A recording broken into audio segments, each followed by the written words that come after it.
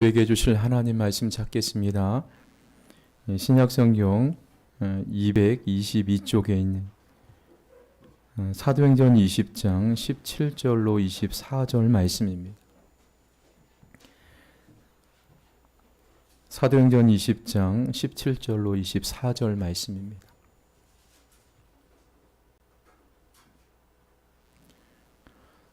사도행전 20장 17절로 24절까지 우리 한 목소리로 함께 봉독하시겠습니다. 바울이 밀레도에서 사람을 에베소로 보내어 교회의 장로들을 청하니 오매 그들에게 말하되 아시아에 들러 온 첫날부터 지금까지 내가 항상 여러분 가운데 어떻게 행하였는지를 여러분도 아시는 바니 곧 모든 겸손과 눈물이며 유대인의 관계로 말미암아 당한 시험을 참고 주를 섬긴 것과 유익한 것은 무엇이든지 공중 앞에서나 각 집에서나 꺼리낌 없이 여러분에게 전하여 가르치고 유대인과 헬라인들에게 하나님께 대한 회개와 우리 주 예수 그리스도께 대한 믿음을 증언한 것이라. 보라, 이제 나는 성령에 매여 예루살렘으로 가는데 거기서 무슨 일을 당할는지 알지 못하노라.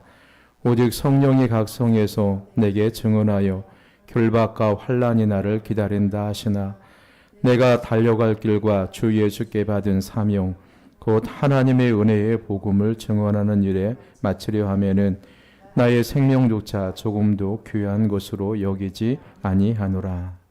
아멘. 우리가 시간이 흘러도 반듯하게 영적으로나 인격적으로나 또 품위를 지키며 일관성 있게 믿음의 길을 걸어가는 사람을 찾기가 쉽지 않습니다. 목사인 저도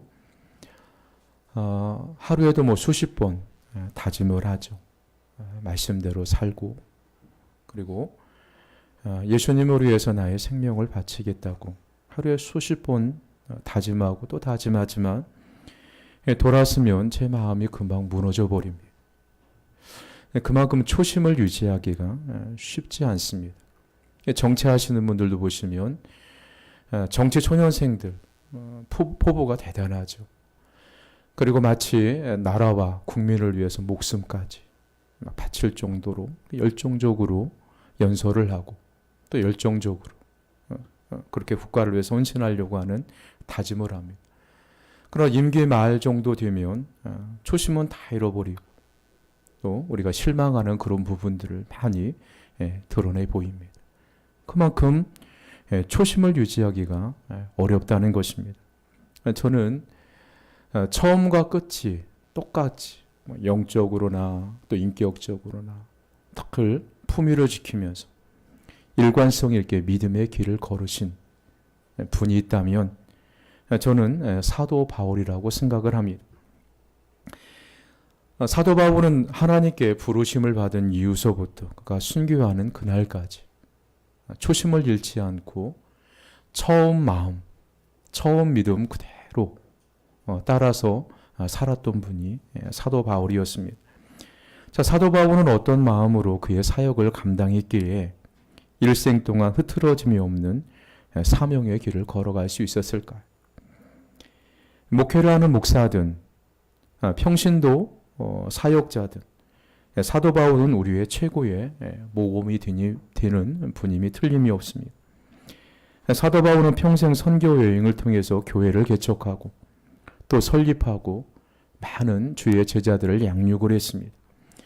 이런 의미에서 목회자로서 롤모델이고 또 사도 바울의 사역에 보면 그런 평생 동안 텐트를 만드는 직업을 유지하면서 선교를 했다는 의미에서 평신도 자비랑 사역자의 롤모델이기도 합니다.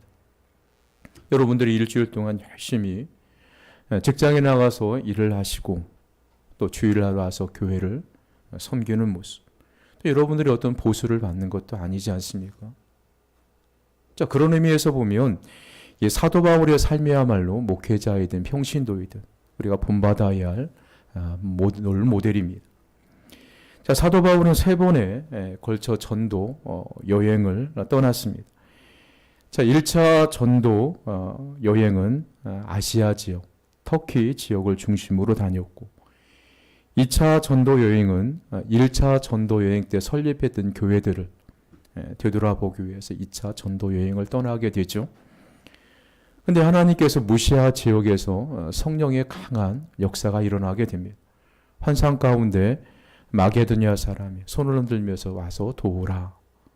이것이 성령의 음성으로 듣고 마게도냐야 지금으로 말하면 유럽, 성경에 말하면 빌립보 지역, 지금으로 말하면 그리스 지역에 건너가서 복음을 전하게 되죠. 그리고 세 번째, 지도에 보시면 세 번째 선교 여행을 떠납니다. 자, 저 에베소에서 보면 3년간 사도 바울이 사역을 하게 되는 것을 볼 수가 있습니다. 그래서 사도 바울의 3년의 에베소 사역을 통해서요, 아시아의 복음의 기초를 닦아 놓습니다. 그래서 에베소 지역을 통해서 아시아 지역의 복음이 흘러 들어가게 되고 헬라인과 유대인들이 복음을 전부 다 듣지 않은 사람이 없었더라. 그렇게 성경이 듣고 하나님의 말씀이 흥황하였더라고. 성경에 우리에게 기록해 주고 있습니다. 그래서요, 자, 사도 바울이 에베소 3년의 사역을 이제 마치고 다시 어느 지역으로 가게 되냐면 마게도니아의 지역, 유럽 지역에 가게 됩니다. 그리고 2차 전도 여행 때 개척했던 교회를 되돌아보시면서 이제 고린도에서 한 3개월 정도 머물러 있다가 다시 저 마게도니아의 지역, 빌립보 지역에 와서 예루살렘으로 가려고 하는 그런 계획을 세워요. 우리가 읽었던 본문의 말씀은 지도해 보시면 저 밀레도라는 그런 항구가 있습니다. 저 지역은요, 지금 터키 지역에 마이아 안테르강 하고 나트미안만 남쪽 해변에 위치한 도시로 에베소에서 그렇게 멀리 떨어져 있지는 않습니다. 밀라도 에베소는요, 키로수에 보면 한 45km 정도 이렇게 거리를 둔 지역이에요. 자, 사도 바울은 자기가 3년 동안 목회를 했던 에베소 지역을 방문하기를 원했습니다. 자, 그러나 오순절 전에 예루살렘에 가기를 원해서 에베소에 들리는 것보다 미리 사람을 보내서 이 에베소의 교회의 장로님들을 초청해서 밀레도에서 고변 인사를 해요. 마지막 부탁을 하고 설교를 하고 작별 인사를 하는 것이 우리가 읽었던 본문의 말씀입니다. 자, 성경에 나오는 장로님은요, 오늘날 우리가 생각하는 교회의 평신도 대표로서의 장로님이 아닙니다. 성경에 나오는 장로는 목회자입니다. 감독도 되고 목회자도 되고 그런 목사님들을 초청을 하는 거예요. 바울이 에베소를 떠나면서 세웠던 목회자들을 초청을 해서 마지막 고별 설교와 마지막 인사를 하게 됩니다. 자, 그래서 우리가요, 이 바울의 설교를 통해서, 자, 바울의 어떤 작별 인사를 통해서요, 바울이 에베소에서 어떤 마음을 가지고 3년 동안 사역을 했는지, 그것을 한 3가지 정도로 우리가 한번 생각해 보려고 합니다. 바울은요, 그 전에 사도행전 19장에 보시면, 자, 성령의 음성을 듣습니다. 자, 내가 예루살렘에 도착하게 되면 너는 많은 고난을 받고, 자, 예루살렘뿐만 아니라 로마에도 가리라. 예루살렘 안에 너희를 위해서 고난이 기다리고 있다는 성령의 음성을 듣게 돼요. 바울은 아마도 다시는 이 에베소 지역의 장로님들을 다시 보지 못할 것이라는, 자, 예감으로 비장한 심정으로 에베소 지역의 사역을 회고하면서 그가 지난 3년 동안 몸담아 헌신한 에베소 사역의 본질이 무엇인가를 그들에게 이야기를 해요. 오늘 17절과 18절 말씀이 그 말씀입니다. 여러분 17절과 18절 말씀에 보시면요, 바울이 밀레도에서 사람을 에베소로 보내어 교회의 장로들을 청하니 오매 그들에게 말하되 아시아에 들어온 첫날부터 지금까지 내가 항상 여러분 가운데서 어떻게 행하였는지를 여러분도 아시는 바니. 장로님들을 초청해서 자, 3년 동안 제가 에베소에서 여러분을 어떻게 섬겼는지, 제가 에베소 교회에서 어떻게 사역을 했는지 여러분은 다 아실 것입니다. 하면서 지난날의 사역을 회상을 하게 됩니다. 사도 바울의 에베소 사역의 본질이 무엇이라고 알 수 있을까요? 저는 첫 번째로 사명 사역이라고 생각을 합니다. 사도 바울이 회심 이후에 일생을요, 한마디로 정의를 한다면 주님으로부터 받은 사명을 이루기 위한 사역의 생애였다고 말할 수 있습니다. 바울 사도가 3년 에베소 사역의 본질과 사명의 사역을 이루기 위해서 3년간 에베소에서 많은 고난을 받고 꾸준하게 하나님의 말씀을 전했던 것입니다. 자, 그런데 이제 마게도냐와 이 아가야 지방, 그러니까 이 마게도냐의 지방은 빌립보 교회, 데살로니가 교회, 그리고 아가야는 고린도 교회가 있는 지역이죠. 근데 이 데살로니가 마게도냐의 지역에 있는 교회와 아가야 지역에 있는 교회에 바울이 헌금을 걷습니다. 헌금 걷는 목적이요, 예루살렘에 있는 교회를 돕기, 예루살렘 교회를 돕기 위함이에요. 교회 안에 많은 어려운 사람들이 있고 교회가 많은 어려움을 처해했는데 이 마게도냐 교회에 있는 교회들과 아가야 지역에 있는 교회들이 헌금을 걷어, 구제 헌금, 선교 헌금을 걷어서 오순절 전에 예루살렘 교회에 도착을 해서 헌금을 전달해 주려고 했던 거예요. 그래서 본인이 에베소 지역을 방문하게 되며 시간이 많이 지체가 되니까 밀레도에서 에베소 교회 장로님들을 초청해서 마지막 인사를 하게 되는 장면이에요. 우리가 읽었던 말씀이. 그래서요, 오늘 그리고 자신이 왜 예루살렘으로 가려고 하는지, 그 목적과 예루살렘으로 가는 그의 마음의 결심을 23절과 24절에 사도 바울이 이렇게 고백을 해요. 자, 예루살렘으로 가는 그의 마음을 결심을 사도 바울은 23절과 24절에 이렇게 얘기합니다. 오직 성령이 각성해서 내게 증언하여 결박과 환난이 나를 기다린다 하시나 내가 달려갈 길과 주 예수께 받은 사명 곧 하나님의 은혜의 복음을 증언하는 일을 마치려 하면은 나의 생명조차 조금도 귀한 것으로 여기지 아니하노라. 예루살렘으로 가게 되면요, 사도 바울이 결박이 기다리고 환난이 기다린다는 것을 알고 있었습니다. 그럼에도 불구하고요, 하나님께로부터 주님께로 받은 사명이 있기 때문에 자신은 예루살렘으로 가게 된다. 그 결심을 했다. 그렇게 이야기를 하게 돼요. 사도 바울이 예수님께 받은 사명이 무엇입니까? 24절에 보면 내가 주 예수께 받은 사명 곧 하나님의 은혜의 복음을 증언하는 일. 사도 바울이요, 주님께 받은 사명이 무엇이냐면 은혜의 복음을 증언하는 일이 주님께로부터 받은 사명입니다. 그래서 사도 바울은 에베소에서 3년 동안 이 사명을 감당하기 위해서 텐트를 만들면서 유대인들의 관계, 유대인들의 모진 핍박을 다 참아내면서 3년 동안 열심히 에베소 지역에 복음을 증언했다고 고백을 하고 있는 것입니다. 여러분 20절과 21절 말씀을 보시면요, 유익한 것은 무엇이든지 공중 앞에서나 각 집에서나 꺼리낌 없이 여러분에게 전하여 가르치고 유대인과 헬라인들에게 하나님께 대한 회개와 우리 주 예수 그리스도에 대한 믿음을 증언한 것이라.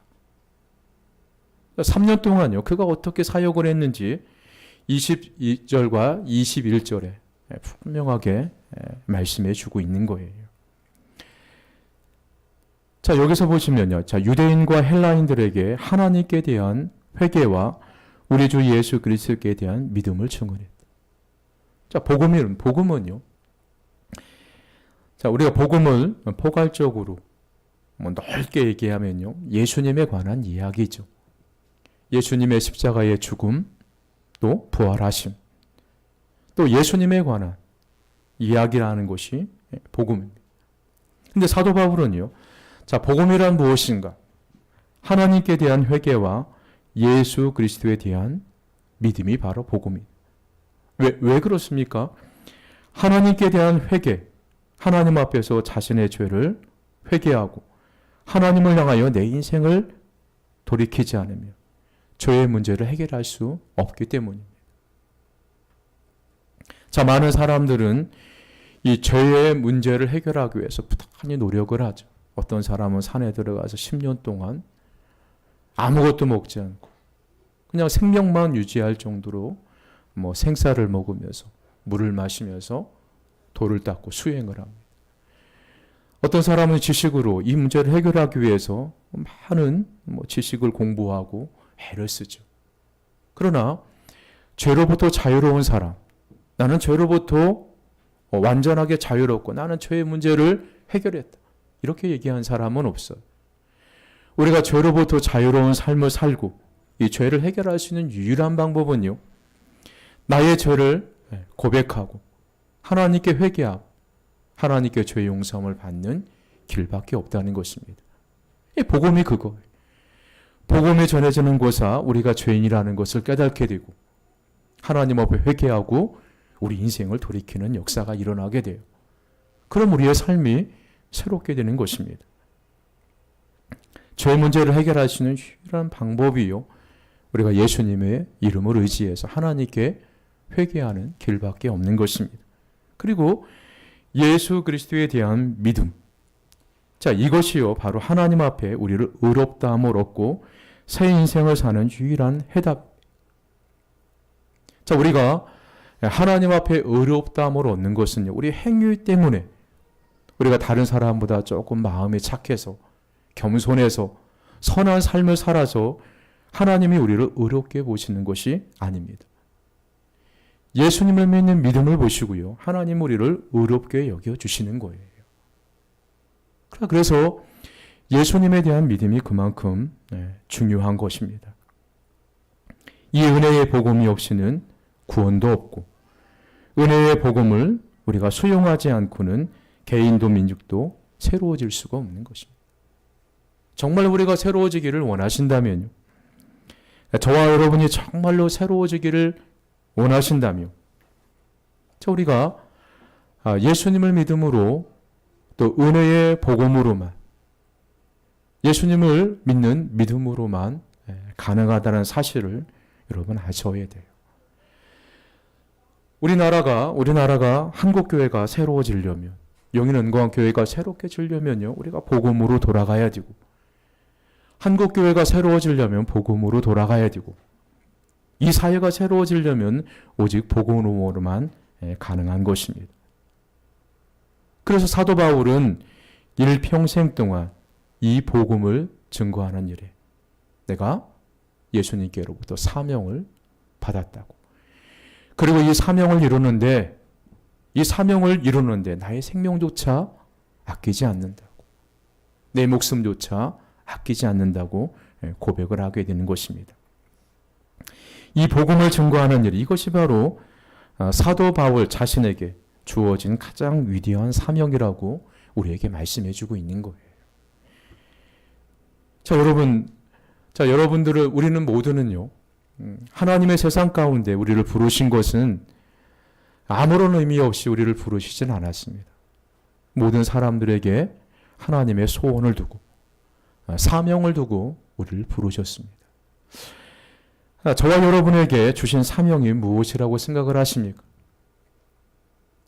여러분, 그 사명이 우리가 일생일대의 가장 위대한 일이라고 여러분 생각하시면서 여러분의 일터에서 여러분의 가정에서 그 사명을 이루기 위해서 여러분 최선을 다하고 계십니까? 사도 바울은 어떤 삶이었었냐면 그의 사명 사역이었습니다. 그의 사역 자체가 그의 삶이 하나님으로부터 받은 사명을 이루기 위해서 그는 최선을 다했다는 것입니다. 여러분의 서재에 아마 이런 책이 하나 꽂혀 있을 줄 모르겠습니다. 오스 기니스의 소명이라는 그런 책입니다. 이 소명이라는 책은요, 자, 이분이 이 소명이라는 책에서 소명을 이렇게 정의를 합니다. 자, 소명의 특성과 목적은 가장 귀가 멀고 둔감한 자를 제외한 모든 이의 상상력을 자극하고 그 마음과 영혼을 전율케 한다. 그리고 나의 소명은 내 삶의 나침반이 될 것이며 밤에 꾸는 꿈이 아니라 한낮에 꾸는 소명을 가지고 살아갈 것이다. 자, 하나님이 우리에게 주신 소명 때문에 가슴이 뜨거워지고 우리의 삶의 전율이 일어나게 되고 하나님의 주시는 소명은 우리가 밤에 꾸는 헛된 꿈이 아니라 한낮에 꾸는 꿈이다. 우리의 삶의 나침반이 된다고 그는 그렇게 정의를 하고 있습니다. 자, 이 오스 기니스는요, 밤에 꾸는 꿈과 낮에 꾸는 꿈의 차이를 이렇게 설명을 합니다. 보통 모든 사람은 꿈을 꾸지만 똑같이 꿈을 꾸는 것은 아니다. 우리가 밤에 잘 때 꿈은요, 우리가 아침에 일어나게 되면 그 꿈이 헛된 꿈이라는 것을 깨닫게 돼요.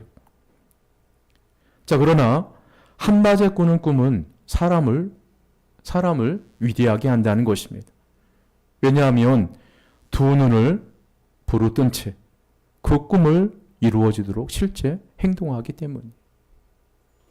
밤에 꾸는 꿈, 이것은 헛된 꿈이지만 한낮에 꾸는 꿈, 우리가 꿈을 갖고 비전을 가지고 어떤 목표를 가지고 그 꿈을 꾸기 위해서 눈을 부르뜨고 행동으로 실천할 때 그 꿈을 이룰 수가 있는 것입니다. 그러니까 사도 바울은요, 하나님의 주신 사명을 감당함에 있어서 밤에 꾸는 헛된 꿈을 가진 것이 아니라 한낮에 꿈을 꾸듯이 그의 사역을 감당하기 위해서 하나님의 주신 사역을 감당하기 위해서 실제로 행동으로 옮겼던 분이 그 꿈을 이루기 위해서 자기 생명조차도 바쳤던 분이 바로 이 사도 바울이었습니다. 그리고 실제로요, 오늘 본문에 보시면 그 꿈을 이루기 위해서 복음을 들고 세상을 세 차례나 전도 여행을 했고 이제 그 꿈과 사명을 따라 위험이 기다리는 예루살렘으로 가고자 했던 것입니다.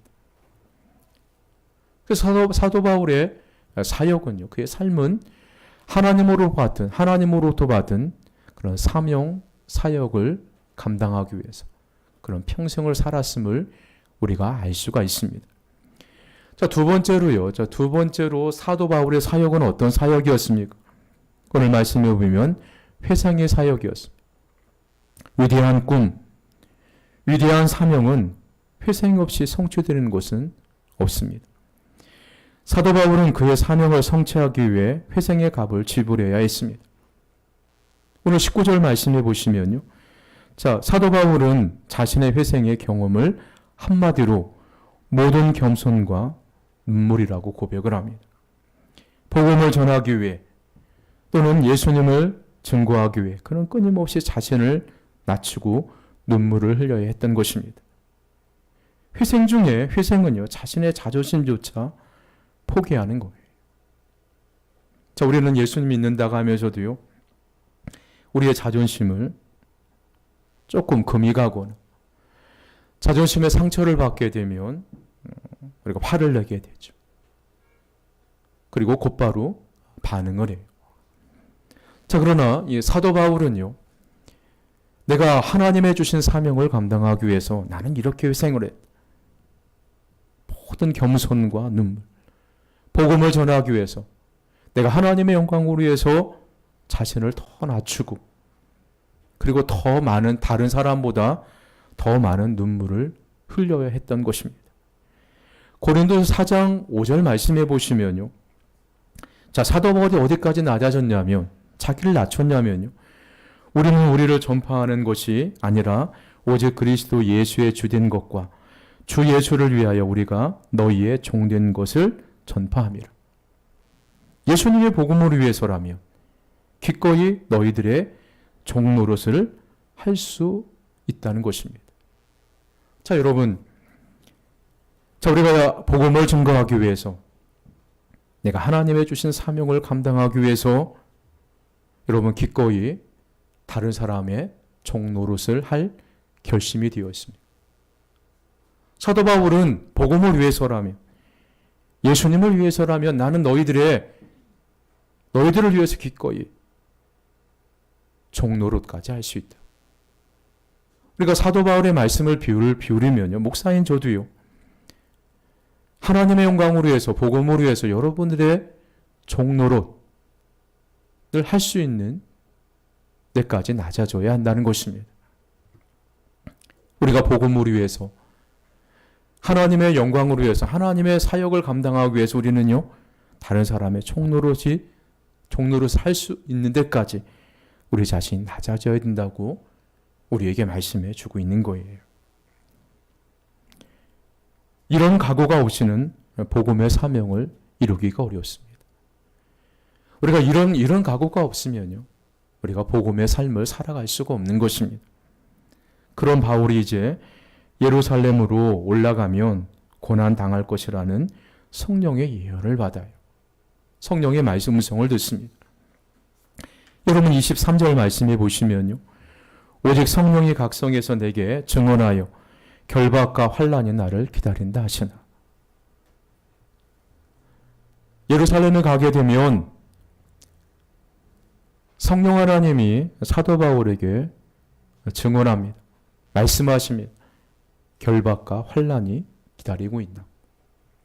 자, 그러나 24절 말씀해 보시면요, 사도 바울은 복음을 위해서라면 어떤 희생이 기다린다고 해도 기꺼이 예루살렘으로 가겠다고 이야기를 해요.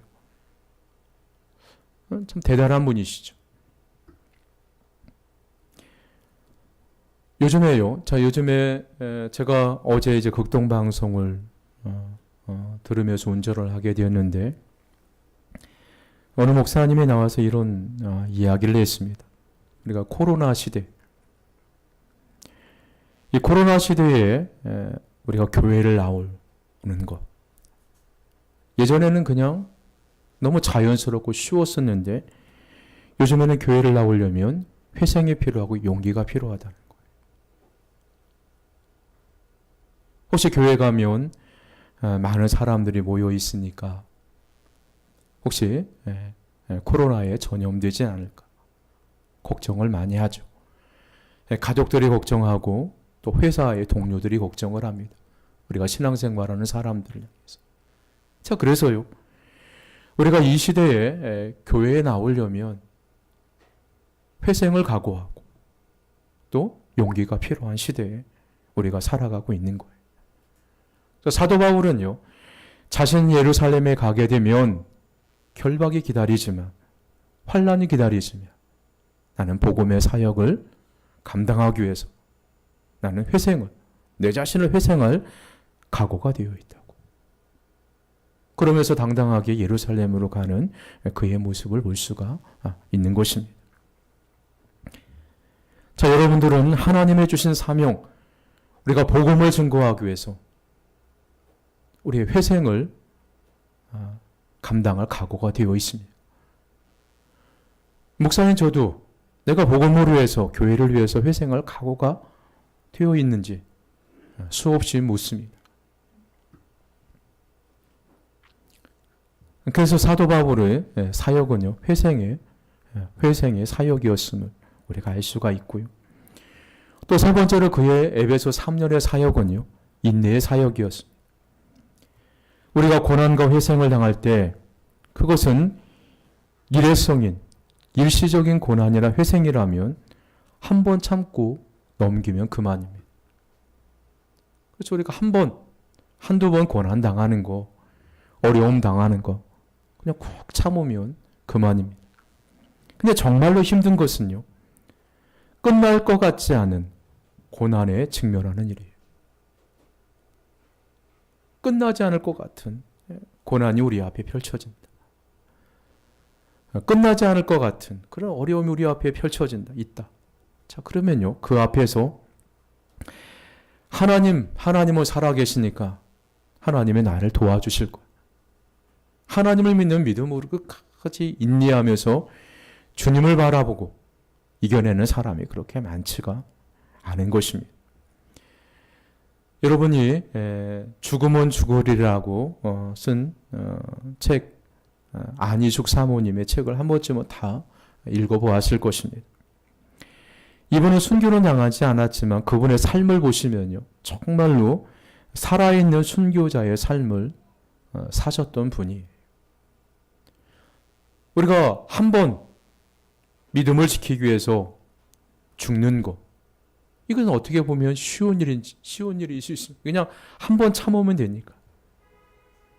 자, 그런데 우리가 살아있는데 일평생 고난 가운데 있고 일평생 우리가 순교자의 삶을 살아가는 것, 그것만큼 힘들고 어려운 것은 없습니다. 안희숙 사모님이요, 그의 죽음은 죽으리라는 책을 보면 그런 삶을 살았습니다. 이분이 일제시대 때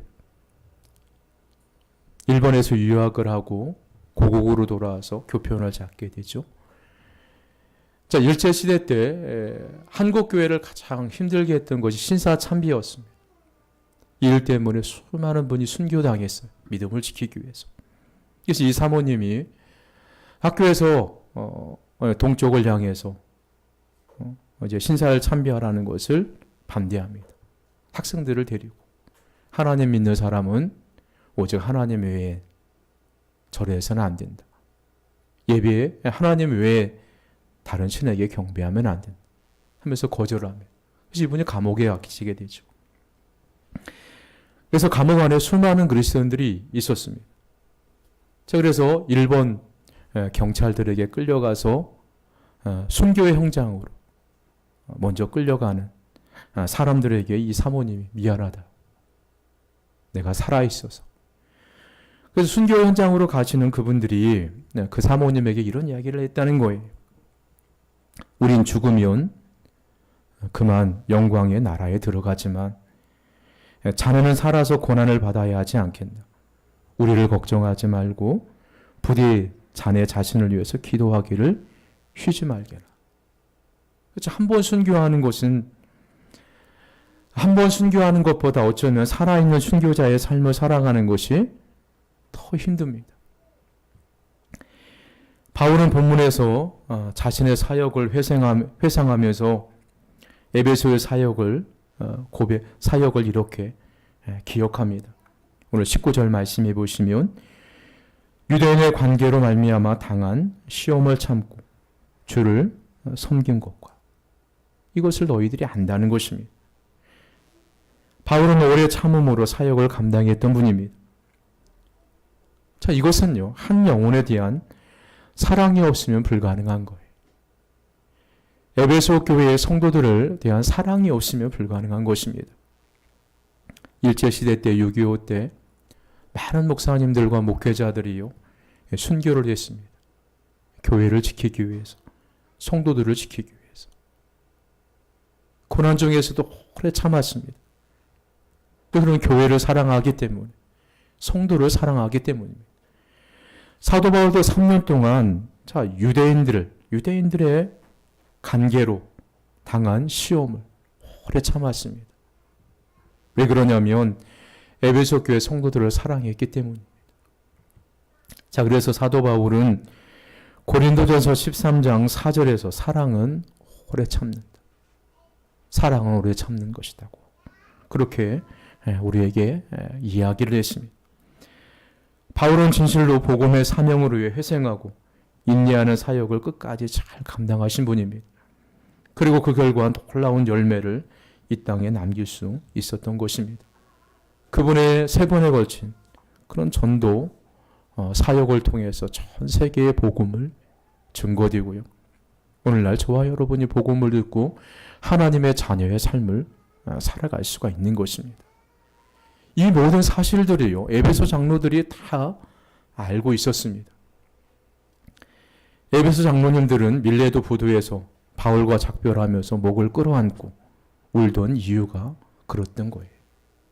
만약에 사도 바울이 말만 번지르르하게 하고 실제로 그런 삶을 살지 않았더라면 에베소 교회의 장로님들이 헤어지면서 사도 바울의 목을 껴안고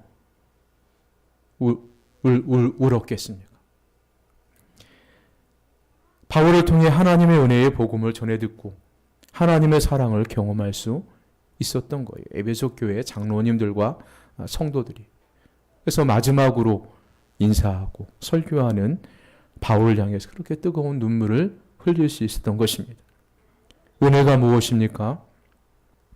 은혜라는 것은요, 받을 자격이 없는 사람에게 베풀어 주시는 일방적인 사랑이에요. 우리가 그 사랑으로 복음을 전해 듣고 하나님의 자녀가 되었습니다. 그래서 성경에 보면요, 사랑에 빚진 자가 되었다고 얘기를 하는 거예요. 이제 우리가요, 다시 이 사랑을 나누기 위해서 저와 여러분을 부르시는 하나님의 소명에, 하나님의 부르심에 응답할 때가 된 거예요. 우리가 코로나 시대에 밖에 나가서 전도지를 들고 우리가 전도 하기가 어려운 시대지만 그래도 우리의 삶, 가정에서나 직장에서나 누구를 만나든 간에 오래 참으면서 또 복음을 위해서 다른 사람의 종로까지 할 수 있는 그런 마음과 결심을 가지고 또 하나님의 부르심에 응답할 때 사도 바울이 그렇게 하나님의 부르심에 응답하고 순종했다면 이 시대에 저와 여러분이 이런 하나님의 부르심에 순종할 차례입니다.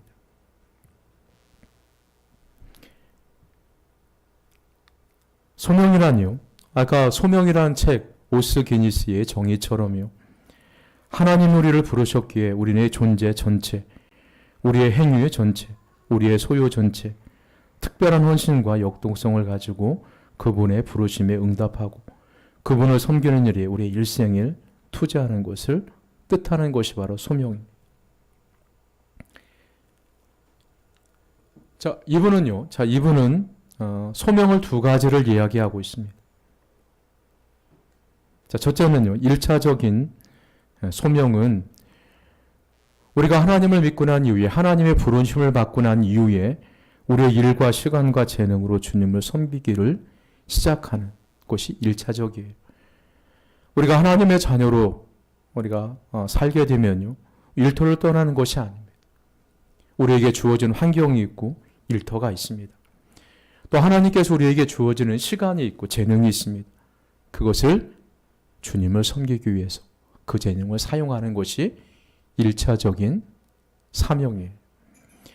2차적인 사명이 있는데 그것은 뭐냐면 특정한 장소에서 특정한 과업으로 주님을 섬기도록 부르시는 거예요. 예를 들어 선교사님들 같은 경우, 또 목회자라 같은 경우, 특정한 과업, 주님을 섬기도록 또 부르심에 응답하는, 우리의 삶을 걸고 응답해야 할 소명이 무엇입니까? 그리고 그 소명을 기꺼이 회생과 인내로 응답하며 사도 바울처럼 우리가 고백해야 되지 않겠습니까?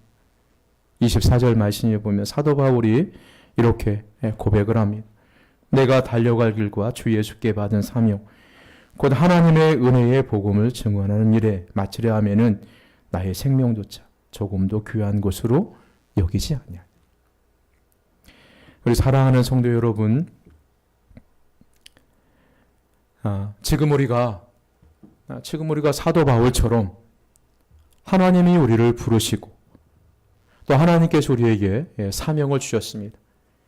자, 이 사명에 대해서 우리가 사도 바울처럼 고백하고 응답해야 할 때입니다. 저와 여러분이 하나님의 주신 사명, 또 사도 바울이 그 사명을 감당하기 위해서 최선을 다해서 삶의 경주에서 끝까지 달렸고 또 은혜의 복음을 증언하는 일에 마치려면 나의 생명조차도 조금도 귀한 것으로 여기지 아니한다는 이런 고백이 저의 고백이 되고 여러분 모두의 고백이 되시기를 주님의 이름으로 간절하게 소망합니다. 우리 기도하시겠습니다. 살아계신 하나님, 우리 아버지, 지난 한 주간 동안도 하나님 은혜 가운데 우리를 지켜주시고 또 삶의 여건 속에서도 때마다 일마다 은혜를 베풀어 주심을 감사합니다. 하나님, 우리를 하나님의 특별한 섭리와 계획 가운데 우리를 부르시고 우리에게 여러 가지 사명을 주셨는데 우리가 아직도 그 사명을 깨달지 못하고 또 하나님 보시기에도 아름답지 못한 삶을 살아가는 우리의 연약함과 게으름과 하나님, 우리의 무딘 삶을 주님께서 용서해 주시기를 원합니다. 다시 한번 하나님, 우리의 마음을 뜨겁게 하여 주시기를 원합니다.